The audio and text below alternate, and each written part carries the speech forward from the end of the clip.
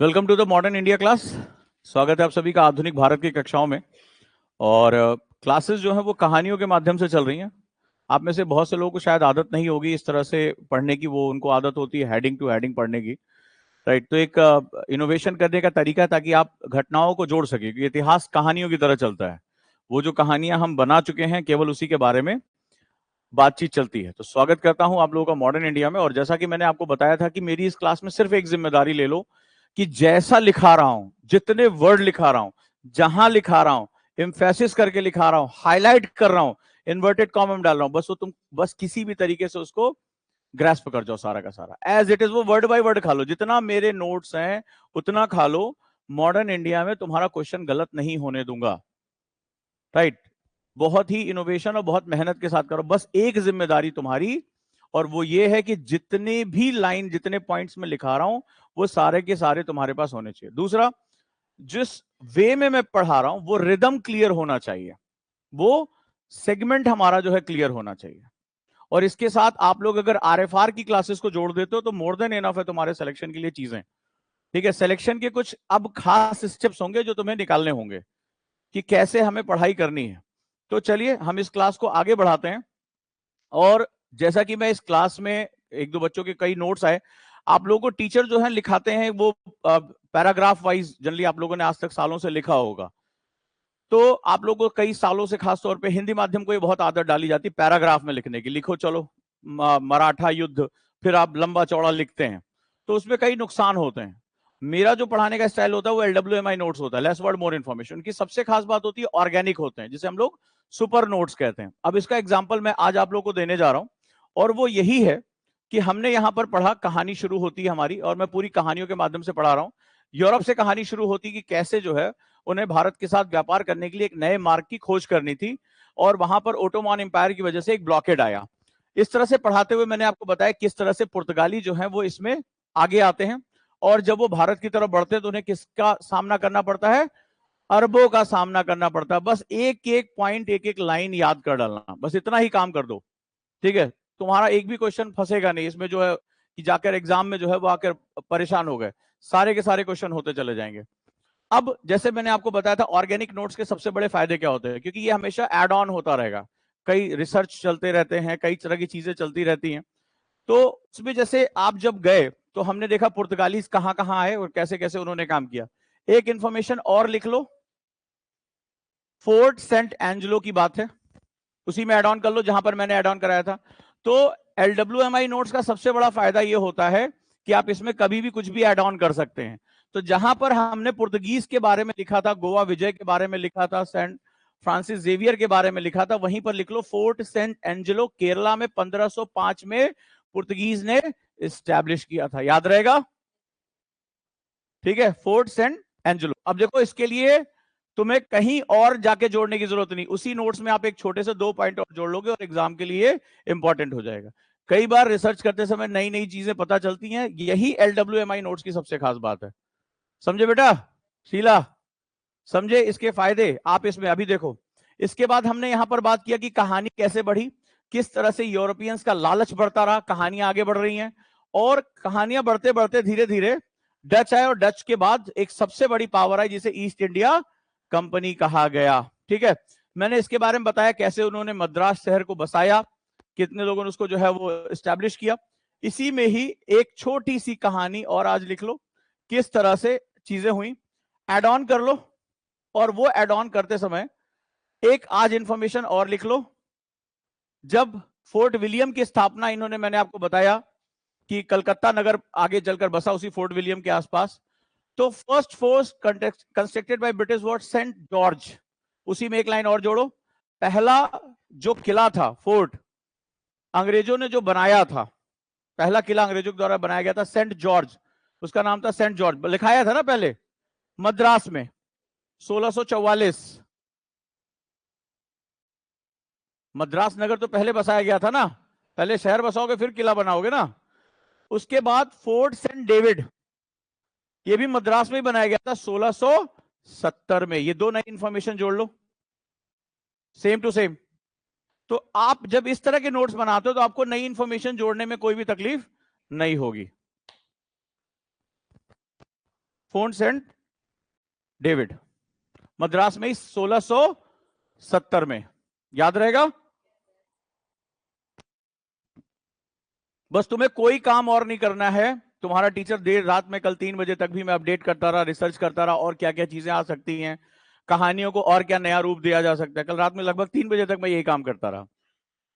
आपका काम सिर्फ इतना है कि जो मैंने आपको दे दिया इस क्लास में, बस आप उसको, एक भी आपकी गलती नहीं होनी चाहिए। आपकी पहली और आखिरी जिम्मेदारी है कि आप उसको निगल जाओ, किसी तरीके से खा जाओ उसको।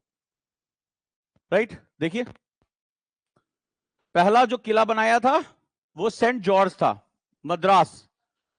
स्टेट विस्टेट एग्जाम के क्वेश्चन तो दौड़ते भागते निकलेंगे इसमें, उसमें तो सोचना ही नहीं पड़ेगा। लेकिन यूपीएससी का सिंगल क्वेश्चन अपने नोट से बाहर नहीं जाने दूंगा, सिंगल एक क्वेश्चन, सिंगल क्वेश्चन। और वो मैं तुम्हें 1-2 दिन में टेस्ट करा दूंगा तुम्हारा प्रॉपरली। वो आज ही होना था, लेकिन मेरी एक क्लास थर्सडे वाली कैंसिल हुई थी, और वो आपकी, या तो आज, मुझे लग नहीं रहा कि आप आज जो मैं पढ़ाऊंगा उसको इतनी जल्दी आप निकल पाओगे, तो 1 दिन का टाइम और दे रहा हूं। और मुझे 100% रिजल्ट चाहिए इस क्लास से। जो पहला टेस्ट आएगा लगभग 45 से 50 क्वेश्चन का, उसमें मुझे 100% रिजल्ट चाहिए, एक भी क्वेश्चन उसमें गलत नहीं मुझे चाहिए। तो ध्यान से करना है। तो आपकी पहली जिम्मेदारी है कि बस आप मेरे नोट्स खा जाओ किसी भी तरीके से। ये हो गया? तो ये एड ऑन हमने आज किया है। चलिए, हमारी लास्ट कहानी कहां हुई थी? लास्ट हमारी कहानी हुई थी जहां पर हमने देखा कि इस तरह से ईआईसी ने, ईस्ट इंडिया कंपनी ने जबरदस्त लाभ कमाया। कैसे लाभ कमाया? क्या ट्रेड करते थे बंगाल से? सिल्क, कॉटन, ओपियम, साल्टपेटर, यानी कि जो है अफीम, रेशम, कपास, नील, इनकी वो व्यापार करते थे। उनका व्यापार बहुत तेजी से बढ़ा। साथ ही साथ 3 प्रमुख शहर बसा लिए, मद्रास, बंबई और कलकत्ता। कहानी का दूसरा चरण शुरू होता है, चौथी यूरोपीय शक्ति आती है, और उसको कौन करता? अब याद रहेगा, ये मैप याद है आपको? इधर मराठे आज हमारी कहानी में एंटर करने जा रहे हैं। इधर मराठों का शासन है, अंग्रेज डायरेक्टली यहां एंटर नहीं कर सकते। ठीक है, इधर अलीवर्दी खां, आज फिर ये हमारे सामने आएगा। याद है ना, पूर्व में उसने किसने होल्ड करके रखा था? अलीवर्दी खां।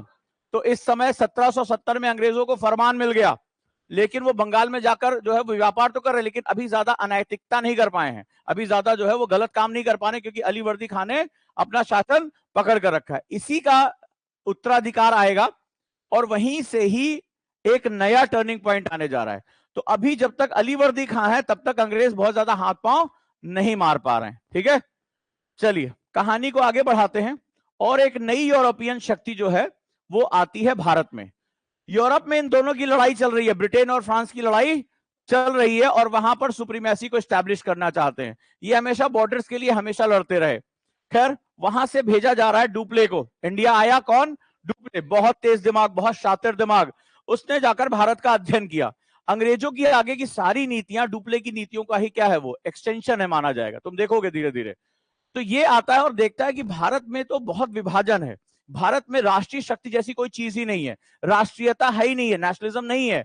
और ये क्या कर रहा है? देख रहा है कि ये राजा एक दूसरे के साथ लड़ रहे हैं और अपना फायदा उठाने की कोशिश कर रहे हैं। ठीक है, इनके बीच में तमाम तरह के विभाजन है। ठीक है, धर्म के अंदर जातियों के विभाजन है, आपस में धार्मिक विभाजन है, सांस्कृतिक, भाषाई, क्षेत्रीय, तमाम तरह के इनका जो कल्चरल सेटअप है, इनके बहुत ढेर सारे विभाजन है। उसको मौका मिल गया, उसको समझ में आया कि अगर हम इन्हीं राजाओं की शक्ति का प्रयोग करें, इन्हीं के रिसोर्सेस का यूज करें, इन्हीं लोकल जो है वो जमींदार राजा, इन्हीं को अपनी तरफ मिला लें, इनको अपने प्रभाव में लेकर आए, तो ना सिर्फ हम अपनी एक बड़ी सेना खड़ी कर सकते हैं यूरोपियन स्टाइल में, इन्हीं भारतीयों को अपने यहां भर्ती कराएंगे। ठीक है, और क्या करेंगे? इन्हीं को प्रशिक्षण देंगे, इन्हीं को सेना में डाल देंगे, इन्हीं राजाओं के रिसोर्स का यूज करेंगे, और फिर क्या करेंगे? इन्हीं भारतीयों को आपस में लड़वाएंगे और अपनी सत्ता कायम करेंगे। बहुत तेज दिमाग था, और इसने उस दिमाग को इस्तेमाल किया। बोला भारतीयों का प्रयोग करके अंग्रेजों को हरा देंगे इसमें, और हम अपनी सत्ता हासिल कर लेंगे। ठीक है, इसने देखा भारतीयों में देशभक्ति की भावना की कमी हो रही है, ये आपस में लड़ रहे हैं, इनको समझ में नहीं आ रहा कि असली दुश्मन इनका है कौन, और इसका फायदा उठाया। और नतीजा क्या हुआ? 1748 में कर्नाटक और हैदराबाद के बीच में एक विवाद शुरू होता है। ठीक है, हैदराबाद में निजामुल मुल्क आसफ जाह के मरने के बाद उसका बेटा नासिर जंग गद्दी पर बैठता है, लेकिन उसी का पोता मुजफ्फर जंग वो ये चाहता नहीं है। तो चांदा साहब जो कर्नाटक में थे, मिलकर डुप्ले के साथ षड्यंत्र रचते हैं। डुप्ले आता कहता है कि हम पीछे रहेंगे, आप लोगों को हम सत्ता दिला देंगे। चांदा साहब को क्या करना था? अपने राज्य का विस्तार करना था। नासिर जंग ये चाहता था, मुजफ्फर जंग, कि किसी तरह सत्ता मेरे बीच में आ जाए। अकेले वो अपने पिता से लड़ नहीं पा रहा है, तो क्या किया, डुप्ले की सहायता ली। डुप्ले ने कहा आई विल हेल्प यू, हम अलायंस बनाते हैं, हम क्या करते हैं, अलायंस करते हैं। आगे चलकर तुम वेलेस्ली का नाम सुनोगे अलायंस के केस में, लेकिन सबसे पहले इसी का दिमाग था कि चलो मिलकर अलायंस बनाते हैं और इसको खत्म करते हैं। 1749 में 1749 में बैटल ऑफ अंबर हुआ, ठीक है, अंबुर युद्ध जिसे कहते हैं, और अनवरुद्दीन को मार दिया गया, कर्नाटक का बड़ा हिस्सा बांट दिया गया, और आगे चलकर डुप्ले को बहुत गांव मिले, और उसके बाद फ्रांसीसियों को पौंडीचेरी के पास बहुत बड़ा जो है एक क्षेत्र मिला, बहुत ढेर सारे ऐसे ऐसे गांव इनाम में दिए जाए जिनकी वार्षिक संपत्ति लाखों में थी, ठीक है। और इससे क्या हुआ, फ्रांसीसियों को एक बहुत बड़ा सोर्स ऑफ इनकम मिल गया। नतीजा रहा कि अंबर के युद्ध के बाद फ्रांसीसियों को जबरदस्त सफलता मिली, हाईली सक्सेसफुल, ठीक है। ये लगने लगा कि अब धीरे धीरे ये बहुत आगे बढ़ते चले जाएंगे, और क्या किया उसने, बस्सी को, जो उसका सबसे योग्य जो सिपहसालार था, उसने बस्सी को हैदराबाद में नियुक्त कर दिया। यानी रेजिडेंट रखने का जो पहली प्रचार चलो, इसको हम लोग एक तरह से कह सकते हैं रेजिडेंट, यानी किसी और राजा के शासन में यूरोपियन का एक प्रतिनिधि होता था, एक जो है वो एक्चुअली में सही मामले में गवर्नमेंट चलाता था, वो कहता था कि हम आपकी रक्षा करेंगे। आगे चलकर तुम देखोगे ये रेजिडेंट की जो प्रथा होती है वो वेलेस्ली यूज करता है, लेकिन सबसे पहले ये डुप्ले का दिमाग था। किसका, डुप्ले का। तो डुप्ले ने जो किया वो जबरदस्त था। तो उसने क्या किया, बुस्सी को उसने हैदराबाद में नियुक्त कर दिया, बुस्सी अपॉइंटेड इन हैदराबाद, जो इसका सबसे योग्य जो है था वो एक सिपहसालार था, राइट। तो चलिए आगे बढ़ते हैं हम लोग, यहां तक हो गया, ये अपॉइंटेड बुस्सी। नतीजा ये रहा कि डुप्ले की नीतियों से दक्षिण के शासन में फ्रांसीसियों का दबदबा बढ़ गया।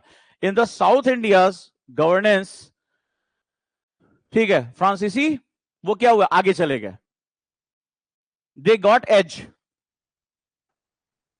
क्या हिंदी में, इंग्लिश में, हिंदी में, दक्षिण भारत में फ्रांसीसियों का दबदबा बन गया, इनका शासन, अब ये एक छत्र राज्य करने लगे, ठीक है, they got edge over British, right. और अब लगा कि इनको टक्कर देने वाला कोई नहीं है। लेकिन कहते हैं ना कि जो वीर होते हैं वो अपना भाग्य खुद ही तलाश लेते हैं।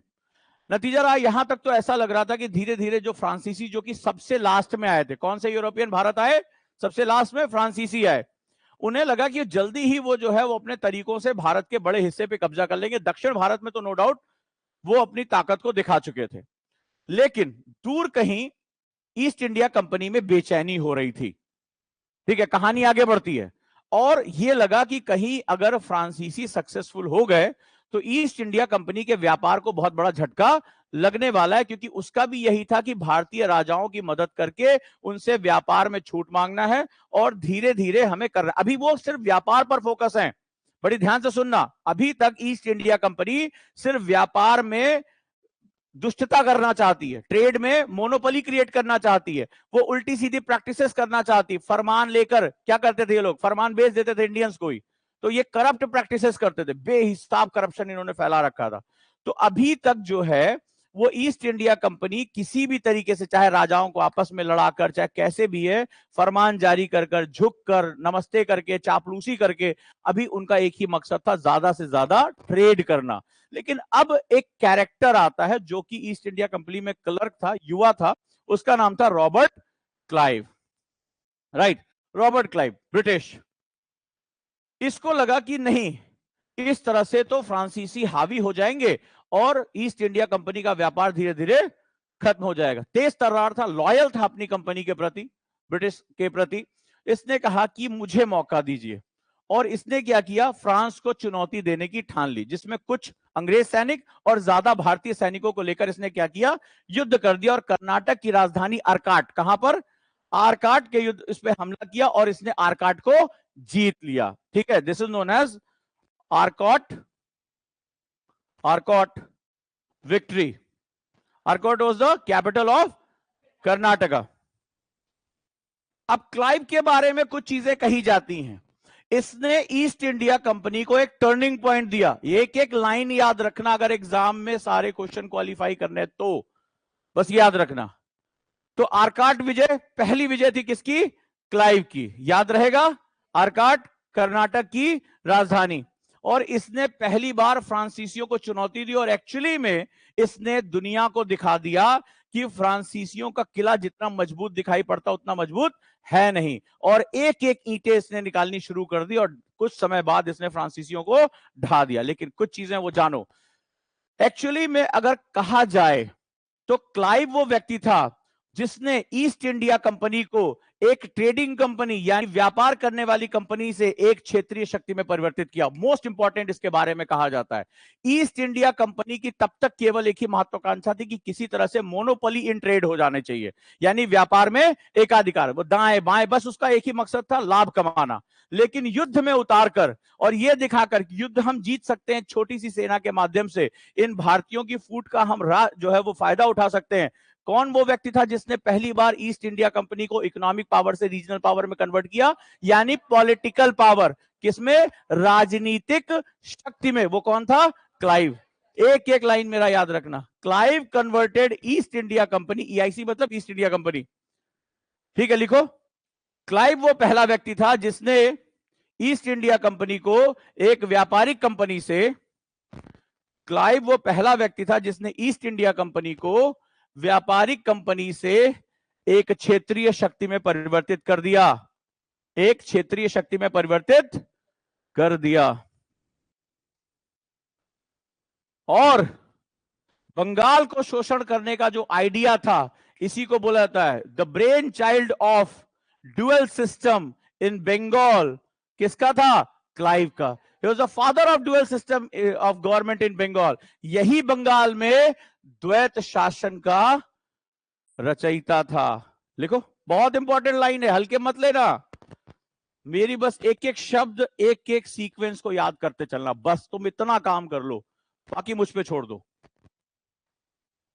पहली बार शायद मॉडर्न हिस्ट्री कोई कहानियों के रूप में लेके चल रहा है, एक कैरेक्टर से दूसरा कैरेक्टर जुड़ता चला जा रहा है, तो मजा लो इन कहानियों को और एक एक शब्द को पकड़ लो। तो डुअल सिस्टम किसका दिमाग था? लेकिन ध्यान रखना, डुअल सिस्टम और डायआर्की में अंतर होता है। डुअल सिस्टम डायआर्की नहीं है, ये द्वैत शासन है। और द्वैत शासन के बारे में तुम्हें क्या बताया था? सही मतलब क्या है द्वैत शासन का, लिखाया था, और यही था कि रेवेन्यू किसकी मदद से अंग्रेज कलेक्ट करते थे? भारतीयों की वजह से। और वो क्या थे? वो वर्चुअल शासक थे वास्तव में, किसके? सिविल और मिलिट्री के, दोनों के वर्चुअल थे, वास्तविक नहीं थे। और वो रेवेन्यू किसकी वजह से कलेक्ट करते थे? भारतीयों की मदद से, लिखाया था। और बंगाल का शोषण करने में यही डुअल सिस्टम ही सबसे खतरनाक सिस्टम बनकर उभरता है। बंगाल को दोनों हाथों से निचोड़ा इन्होंने। तो क्लाइव वो पहला व्यक्ति था जिसने ईस्ट इंडिया कंपनी को ट्रेडिंग कंपनी से रीजनल पावर में कन्वर्ट किया। साथ ही साथ यही इसका ही दिमाग था, क्या? डुअल सिस्टम का, जो सबसे पहले कहां लागू किया गया? बंगाल में लागू किया गया। कुल मिलाकर ये कहानी यहां से चल रही है। आर्काट पे इसने हमला किया और आर्काट को जीत लिया, वॉन आर्काट। यहीं से फ्रांस का सितारा डूबना शुरू हो गया। और कहते हैं कि नियति बहुत तेजी से बदलाव करती है, किस्मत बदलते देखी है। तो यहां पर भी क्या हुआ? बदलना शुरू हुआ, हार पर हार, डिफीट बाय डिफीट। धीरे धीरे अंग्रेजों का जो है साहस बढ़ने लगा। लेकिन इसके कई फैक्टर थे, वो फैक्टर समझने की कोशिश करो। अब फ्रांसीसियों के साथ कुछ टर्निंग पॉइंट, बहुत बड़ी गलती कर बैठे वो राजनीति में, ठीक है। टर्निंग पॉइंट को बिगेस्ट मिस्टेक, सबसे बड़ी गलतियां क्या हुई फ्रांसीसियों से? सबसे बड़ी गलतियां क्या हुई?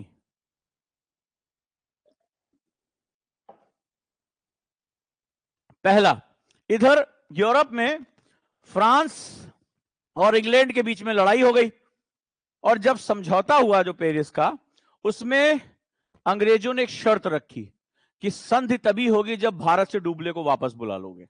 क्योंकि उन्हें पता था कि भारत विजय यानी इंडिया को अगर जीतना है तो उस रास्ते में सबसे बड़ा रोड़ा कौन है? डुप्ले है। वो जानते थे, बहुत शातिर दिमाग इंसान है और ये भारत को बहुत अच्छी तरह से अध्ययन कर चुका है, और डेफिनेटली आज नहीं तो ये कल सक्सेस हो जाएगा।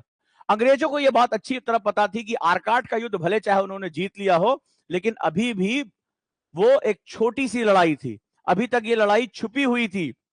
और अगर ये भारतीय राजाओं की नजर में अभी तक नहीं आई थी, नवाबों की नजर में नहीं आई थी, ये सिर्फ यूरोपियंस की लड़ाई थी।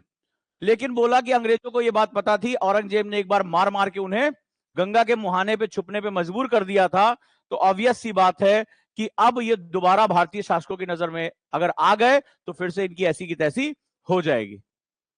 तो उन्हें पता था कि अगर भारतीय राजाओं से लड़ाई लड़नी है तो सबसे पहले इस फ्रांसीसी को यहां से हटाना पड़ेगा, और 1754 में डुप्ले को वापस बुला लिया। रिकॉल डुप्ले, फ्रांस वापस चला गया। यह फ्रांसीसियों की सबसे बड़ी गलती थी। क्यों गलती थी? मैंने तुम्हें बताया था कि फ्रांसीसी ईस्ट इंडिया कंपनी में गवर्नमेंट का दबदबा बहुत ज्यादा था। सारे फैसले कौन लेते थे? बोर्ड ऑफ डायरेक्टर्स नहीं लेते थे, वहां की सरकार। और वहां की सरकार क्या थी? भ्रष्टाचार में डूबी हुई, आलस में डूबी हुई, ठीक है, छोटे छोटे मामलों में डूबी हुई थी। इसीलिए फ्रांसीसी ईस्ट इंडिया कंपनी डुप्ले को खुलकर खेलने का मौका कभी नहीं मिला। यही नियति थी, नहीं तो अंग्रेज कभी भी सफल नहीं हो पाते। खैर, डुप्ले को वापस बुला लिया, रिकॉल डुप्ले, और यही सबसे बड़ी गलती थी। नतीजा क्या रहा? जैसे ही डुप्ले गया, उस चक्कर का कोई भी व्यक्ति वहां पर नहीं था और अंग्रेज हावी हो गए। ठीक है, over powered by British, over powered by British. नतीजा हुआ कि अंग्रेजों का दुस्साहस बहुत बढ़ गया। अंग्रेजों को लगा अब तो वो भारत के इकलौती यूरोपियन शक्ति बनने का सपना उनका पूरा होने जा रहा है, क्योंकि डच को और फ्रांसीस पुर्तगीज को वो पहले ही निपटा चुके थे। डच चले गए थे मसाला द्वीपों की तरफ, मसाला आइलैंड्स की तरफ, उनके साथ संधि हुई और बोला कि हमें भारत में ज्यादा इंटरेस्ट नहीं है। पुर्तगीज को गोवा दमन द्वीप के इलाके में, पांडिचेरी के इलाके में जो है वो सिमटा दिया था, उनका भी बहुत ज्यादा जो दबदबा नहीं रह गया था। अब फ्रांसीसी और डुप्ले सबसे बड़ा रास्ते में रोड़ा था, उसको उसने वापस बुला लिया, और यह यूरोप की दशाओं की वजह से हुआ।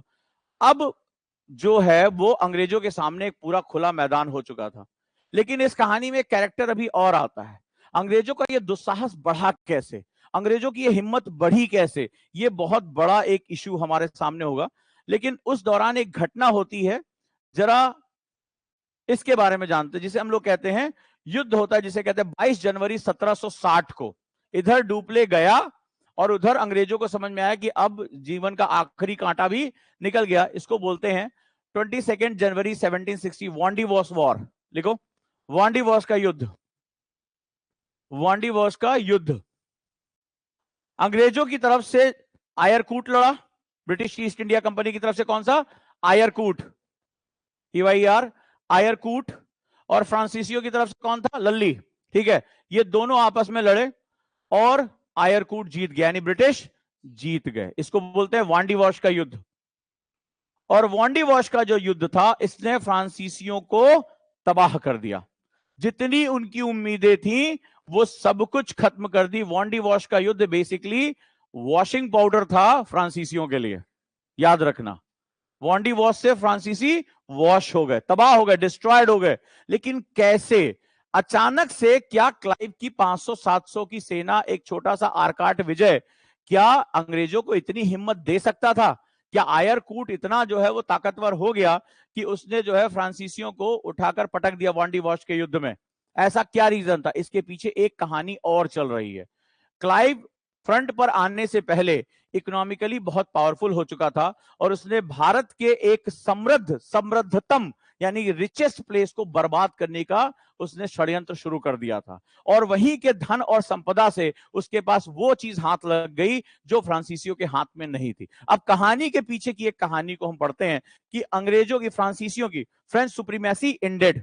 फ्रेंच सुप्रीमेसी एंडेड यानी कि फ्रांसीसियों का जो सुप्रीमेसी थी उसको तबाह करने के पीछे एक कहानी और चलती है।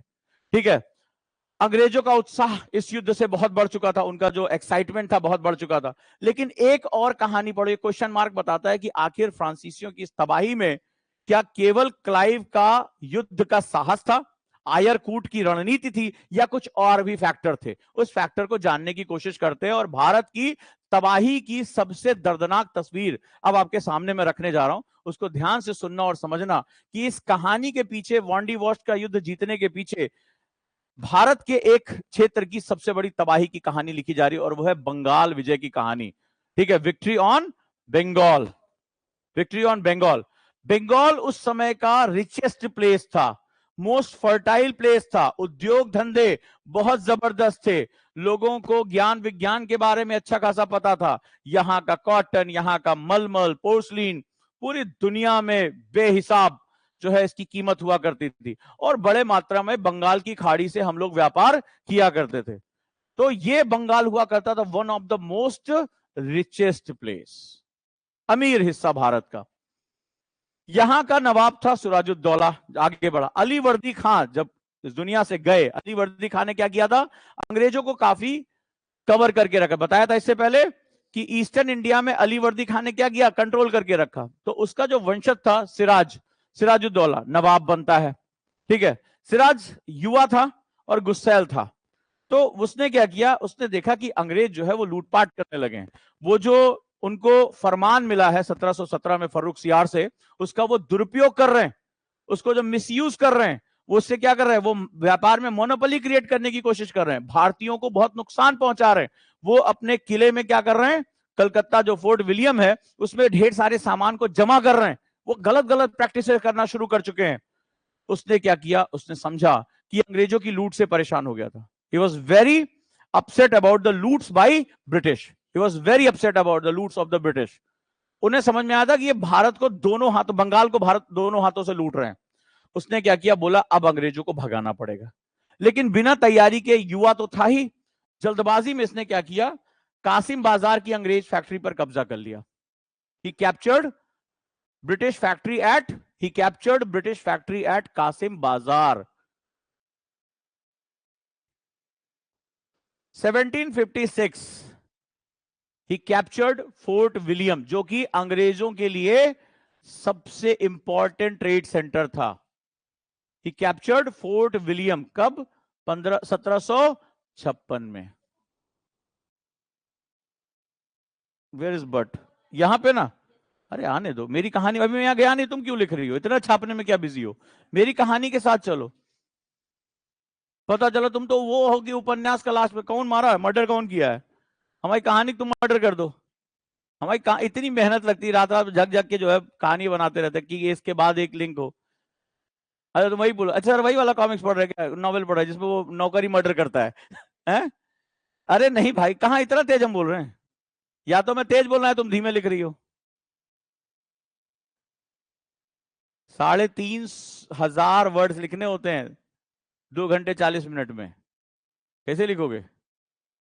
चलो, 1756 में फोर्ट विलियम पर कब्जा कर लिया, कैप्चर्ड फोर्ट विलियम।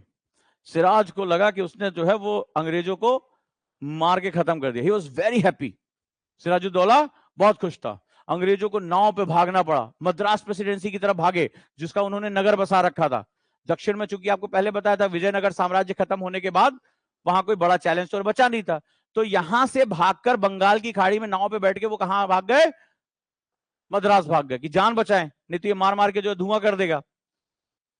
जो सिराज था उसको लगा कि अब अंग्रेज तो भाग गए, उसने कहानियां सुन रखी थी कि औरंगजेब ने कैसे पीट पीट के मारा था, लेकिन अंग्रेज थे बड़े चालाक, वो इसलिए भागे कि उन्हें नेवल हेल्प चाहिए थी, मद्रास से वो जो है रिसोर्स और ला सकें। और दोबारा उनको समझ में आ गया कि भाई अगर व्यापार करना है तो सिराज रास्ते का कांटा है, ठीक है।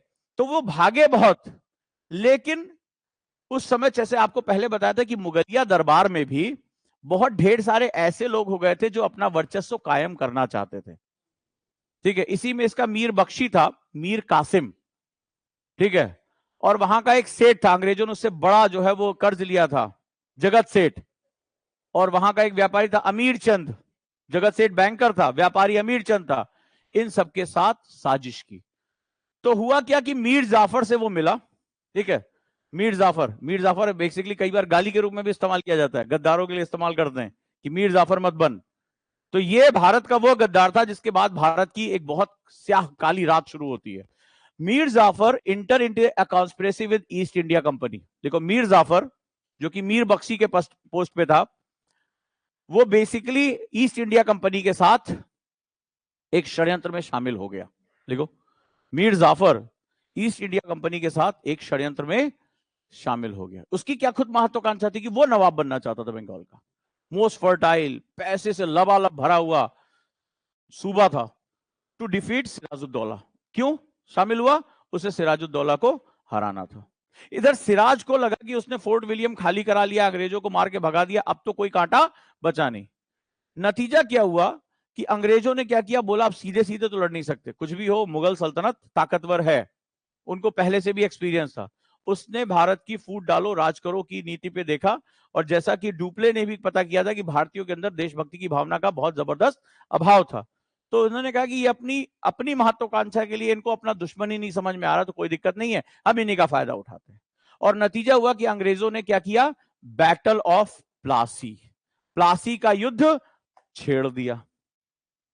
और मीर कासिम ने क्या किया, सिराजुद्दौला की तरफ से लड़ा ही नहीं, सेनाएं पहुंची ही नहीं।